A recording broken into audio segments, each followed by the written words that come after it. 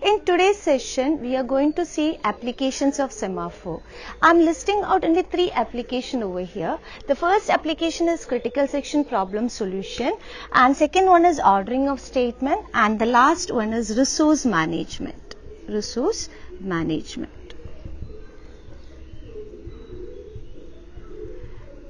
In the previous session, we have seen how to solve a critical section problem using semaphore. We used a semaphore mutex, and we have seen how the critical section problem solution, that is how mutual exclusion could be maintained, how progress could be maintained for critical section problem solution. Now going to ordering of statement. In ordering of statement, I'll take example of two process P1 and P2. P1 and P2. Now, let me assume P1 is executing the statement S1 and P2 is executing statement S2. What is meant by ordering of statement? If I have two statements, I have to order it. First, a statement will be executing, then the next statement will be executing. Who executes first has to be decided. So, in this example, I am taking the example of S1 who is executing first and S2 will be executing second. So, I should maintain in such a way that S2 will never execute before S1. Let's see how we are going to deal it with semaphore. Before going to the explanation of ordering of statement, as I have already stated, there are two kinds of semaphore. One is known as binary semaphore, which has a value of 0 or 1, and I have a counting semaphore, which has an unrestricted domain of value ranging to n. So, going further with the ordering of statement, as I said, I have P1 with statement S1 and P2 with statement S2, and I have to maintain always S2 is executing after S1. For maintaining that particular order, the statement which is going to execute first should be executed first, and then I use a semaphore signal S. Here I have used the semaphore X, which is initialized to value 0. So remember, the initialization value is very necessary. So semaphore is first initialized to 0, execute the statement S1 and then perform signal S. And the statement which is executed next, that is after S1, should start with a semaphore wait S and then perform S2. Let's see whether the order can be maintained with this particular way of looking into the semaphore. So, S1, if I have a particular process who is executing S1, what does it do? It executes S1 and then performs signal S. Signal S definition is, signal S is S plus plus. So, the semaphore value after performing S plus plus, it will be updated to 1. So, signal S, if it is performed, I can have a value of S which is equal to 1. Now, if I want to perform S2, what should I do? Wait S. Wait S, what is the operation? The definition of wait S is while S less than or equal to 0, S minus minus. So, it checks what is the value of S. Currently, what is the value of S? 1. While S less than or equal to 0, 1 is not less than or equal to 0, the condition becomes false, and then it decrements the value of S minus minus, again it becomes 0, and then I can go further with the critical section part, that is S2. The critical section part, that is S2, over here. Now, this is how it has to function. Now, my condition is S2 should not execute before S1. So, let's see from the beginning once more whether it can happen. So, initialize the value with S is equal to 0. Now, I am trying to perform S2. So, if I want to perform S2, statement S2, I have to perform wait S operation. So, in wait S operation, it checks while S is less than or equal to 0. What is the value of S currently? S is initialized to 0. So, the condition becomes true and it loops over here itself until the condition becomes equal to 1. Thus, it cannot go further to the statement S2, which is nothing but the critical section over here. So, it's not exactly a critical section, but I'm maintaining that my line over here is not moving further because this condition becomes true when S is equal to 0. So, S2 cannot be executed before S1. When can it execute? If S1 has executed initially, because if S1 is executed initially, signal S will be performed and S value would be incremented to 1, and then I can go for waiters. So, this particular line of statement becomes false and then S2 can be performed. Thus, ordering of statement can be maintained using semaphore. The next application, as I said, is resource management. So, let's see how the resource management is obtained. Resource management.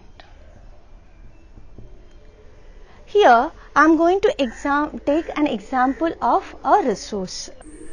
Now, what is resource management? In resource management, many cooperative process, let's say process P1, P2, P3, etc. share a common resource.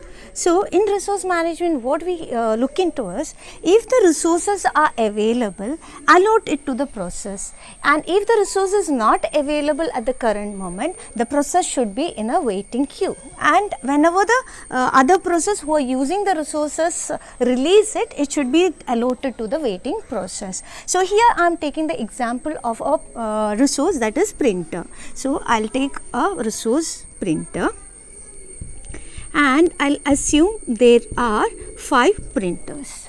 Let me say process P1, P2, P3, P4, P5 and P6 are competing for the resource printer.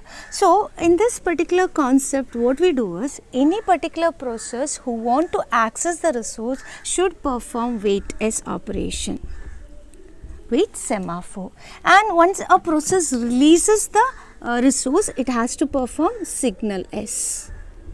So, I will declare a semaphore S, which is a counting semaphore, and the value of S is nothing. Value of S is initialized to number of resources available, that is equal to 5.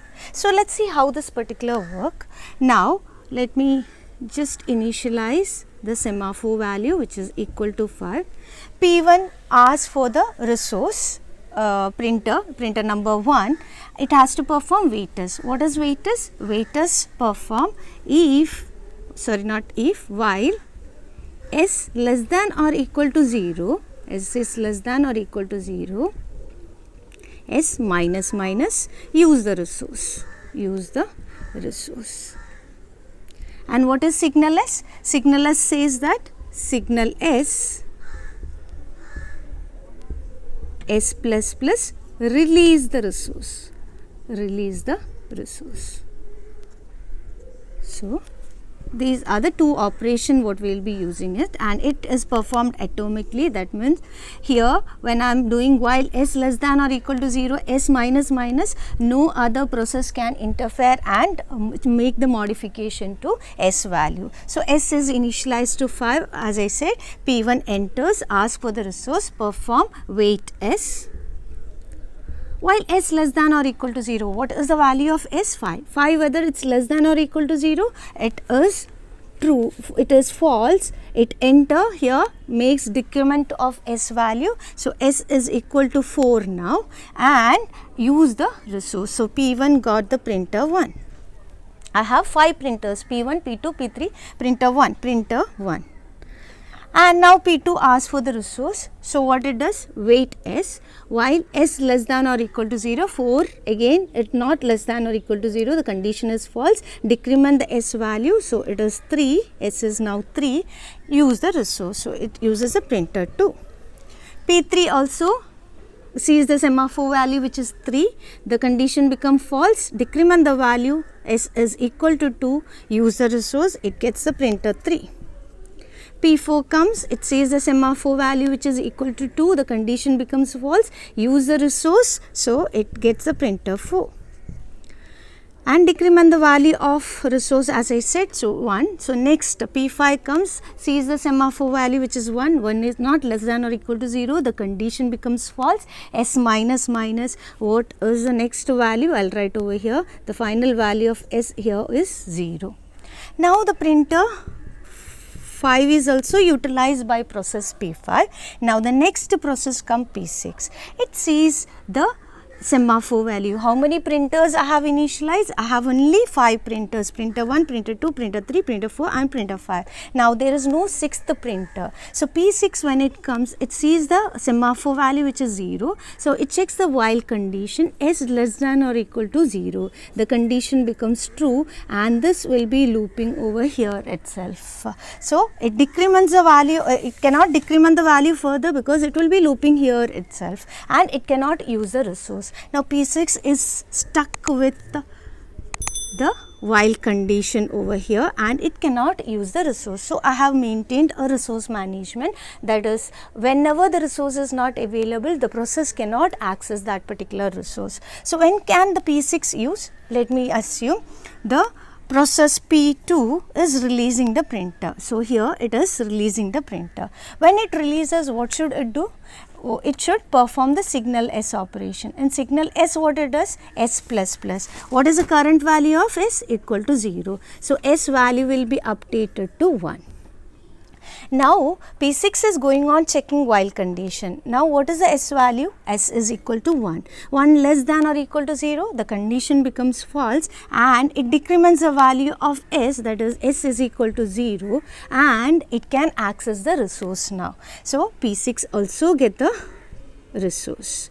It gets the resource, that is printer 2 will be utilized by process 6. So this has released. When it is releasing, it performed the S plus plus using the signal semaphore operation. So I can see that whenever a process releases, it make the resource available to the process which is waiting. Here P2, when it released the resource, it made the resource available to P6. Thus a smooth resource management can be made possible using the semaphore. So stating a summary of this, there are lots and lots of application of semaphore. We are just listing only 3 over here. The binary semaphore can be used for critical section problem solution as well as ordering of statement, and the counting semaphore can be used for resource management.